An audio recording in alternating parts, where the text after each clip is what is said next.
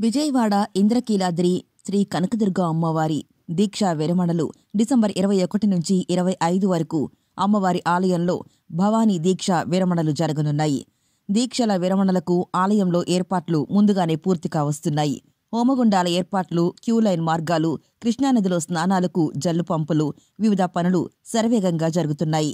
అలాగే డిసెంబర్ 20 నుంచి వారం పాటు అమ్మవారి ఆలయంలో అధిక రద్దీ ఉంటుంది. దూరం నుంచి వచ్చే భక్తులెవరైనా చూసుకొని రాగలరు. భవానీ దీక్షల విరమణ సందర్భంగా దసరా సమయంలో మాదిరి అధిక రద్దీ ఆలయంలో ఉంటుంది. క్యూలైన్ మార్గాలు కూడా ఉన్నాయి. డిసెంబర్ 21 నుంచి ఆలయంలో జరిగే ప్రత్యక్ష పరోక్ష సేవలన్నీ నిలిపివేయడం జరుగుతుంది. అలాగే 500 అంతరాలయ దర్శనాలు డిసెంబర్ 28 వరకు ఉండవు. ఆలయంలో జరిగే ప్రత్యక్ష సేవలు, చండీ హోమం, కుంకుమార్చనలు నిలిపివేయడం జరుగుతుంది.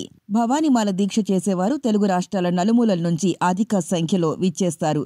కావున భవానీ దీక్ష విరమణల సందర్భంగా ఇంద్రకీలాద్రిపై రద్దీ ఎక్కువగా ఉంటుంది.